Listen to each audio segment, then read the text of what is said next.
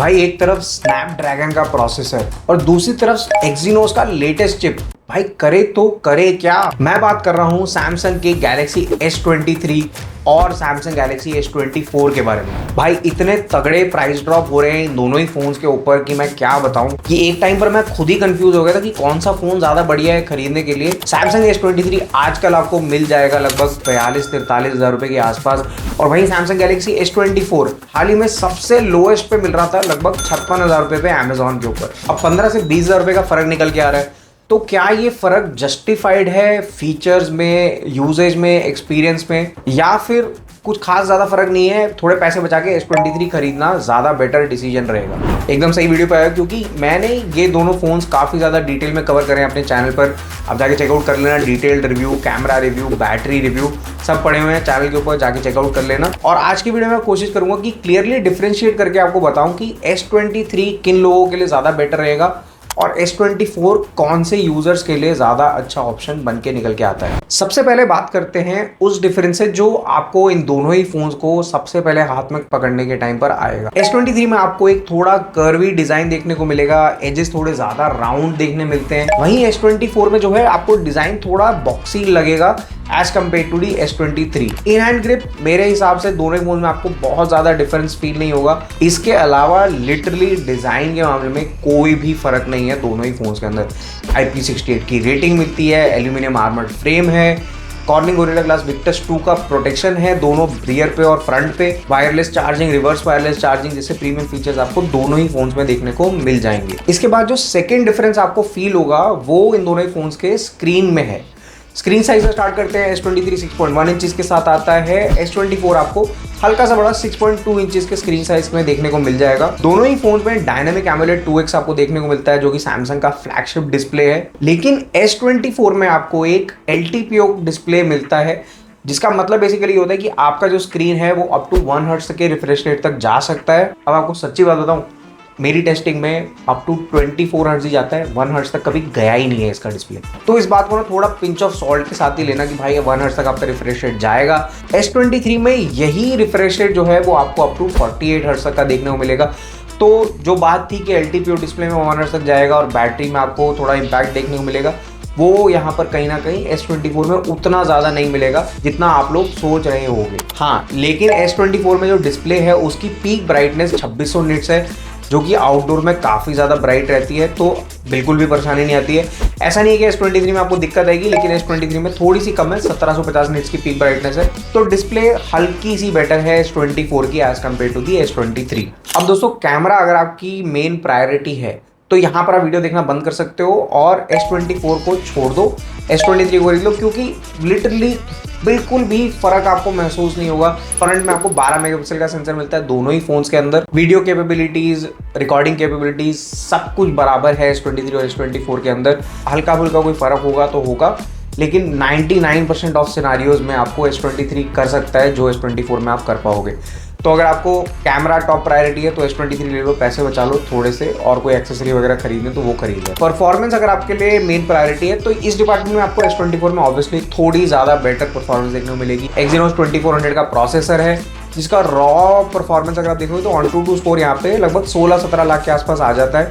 वहीं S23 में आपको स्नैपड्रैगन का प्रॉमिस मिलता है, 8 Gen 2 का प्रोसेसर है, AnTuTu स्कोर लगभग 13-14 लाख के आसपास आ जाता है। अब ऑब्वियसली स्टैट्स आपको यहाँ पर S24 के बेटर दिखेंगे, लेकिन हिस्टोरिकली देखा गया कि Exynos में over a period of time heating issues थोड़े ज़्यादा रहते हैं स्नैपड्रैगन के मुकाबले।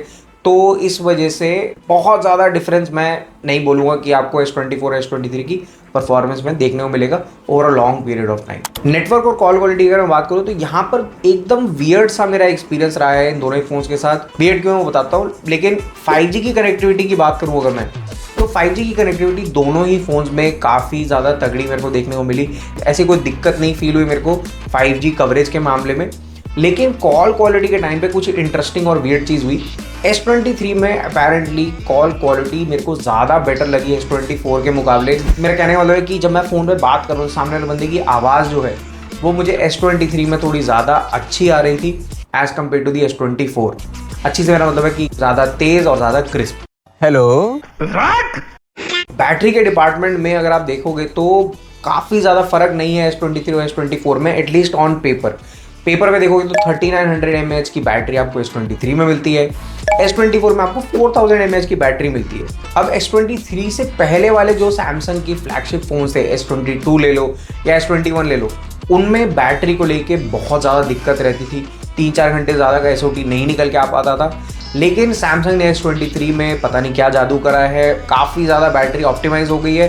बैटरी बैकअप की बात करूँ तो 1 दिन से ज़्यादा का बैटरी बैकअप आपको S23 में मिल जाता है, और वही सेम हिसाब किताब आपको S24 में भी देखने को मिल रहा है। मुझे 1 दिन से ज़्यादा का बैटरी बैकअप मिल रहा है। मुझे जब मैंने टेस्ट किया था तो लगभग 1 दिन 5 घंटे का बैकअप दिखाता है एक फुल चार्ज पर। तो अगर आप एक एवरेज यूज़र हो जो हल्की फुल्की मान लो कैजुअल गेमिंग करता है दिन में आधा घंटा पौना घंटा, उसके लिए 1 दिन का बैकअप आराम से निकल आएगा दोनों ही फोन्स में। बाकी चार्जिंग की स्पीड की तो बात ही मत करो, क्योंकि 2024 के स्टैंडर्ड्स के हिसाब से बेइज्जती कराने वाली चार्जिंग स्पीड है यार। 25 वॉट कौन देता है भाई 2024 में, ऊपर से चार्जर भी अलग से खरीदना पड़ता है। अब मेन जो डिफरेंस निकल के आता है वो इन दोनों ही फोन्स के सॉफ्टवेयर एक्सपीरियंस में निकल के आता है।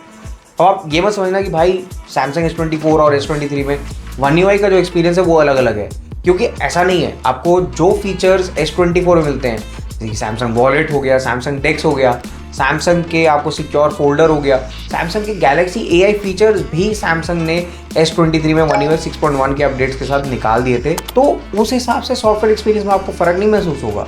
लेकिन जो मेन डिफरेंस है कि S24 में आपको 7 साल के एंड्रॉइड अपडेट्स मिलेंगे, S23 में ओवरऑल 4 साल और नेक्स्ट 3 ईयर्स के आपको अपडेट्स देखने को मिल जाएंगे। तो अगर आप एक ऐसा फ़ोन चाहते हो जो लंबे समय तक चले और आपको उसमें फ्यूचर अपडेट्स मिलते रहे, तो S24 शायद आपके लिए एक बेटर चॉइस रहेगा। तो अब मुद्दे की बात पे आते हैं, और अगर आपका बजट है 60,000 रुपये तक का और आप खर्च कर सकते हो, और आपको चाहिए कि भाई एक ऐसा फ़ोन जिसमें लेटेस्ट प्रोसेसर हो, अपडेट्स भाई काफ़ी ज़्यादा मिल जाए, यहाँ पर जैसे 7 साल के अपडेट्स मिल जाएंगे S24 के अंदर, डिस्प्ले आपको यहाँ पर थोड़ी सी बेटर मिल जाती है S24 के अंदर S23 के मुकाबले, तो S24 खरीद लो, कोई दिक्कत नहीं है, टॉप क्लास फ़ोन है, परेशानी नहीं आएगी। लेकिन अगर आपको हल्का सा भी डाउट है कि भाई बजट थोड़ा कम है और मेरे को एक ऐसा फ़ोन चाहिए जो मेरे को सबसे ज़्यादा वैल्यू फॉर मनी निकाल के दे, तो भाई आप S23 के साथ गलत नहीं जा सकते हो, क्योंकि 40-42 हज़ार रुपये के आसपास ये फ़ोन आपको सभी फ्लैगशिप वाले फीचर्स ऑफर कर रहा है। साथ में स्नैपड्रैगन का प्रोसेसर है, ऑप्टिमाइज्ड बैटरी है, और कैमरा एक्सपीरियंस सच में S22 के मुकाबले काफ़ी ज़्यादा बढ़िया है S23 के अंदर।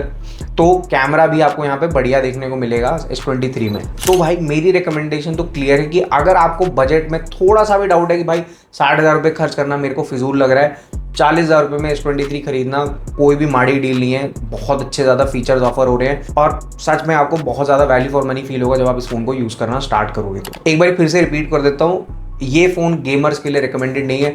अगर भाई आप एक गेमिंग के पर्पस के लिए फ़ोन ढूंढ रहे हो तो दोनों फ़ोन के बारे में सोचना ही बंद कर दो, क्योंकि गेमिंग के लिए सैमसंग के फ़ोन्स ज़्यादा रिकमेंड नहीं करता हूँ मैं। होपफुली आपको इस वीडियो से क्लैरिटी मिल गई होगी भाई कि S23 लेना ज़्यादा बेटर रहेगा या S24 लेने में ज़्यादा बढ़िया मेरे को वैल्यू मिलेगी। वीडियो अगर आपको अच्छा लगा तो लाइक ज़रूर करना, सब्सक्राइब करके आप मेरे चैनल को सपोर्ट कर सकते हो। आज के लिए दोस्तों इतना ही, मिलते हैं अगले वीडियो में।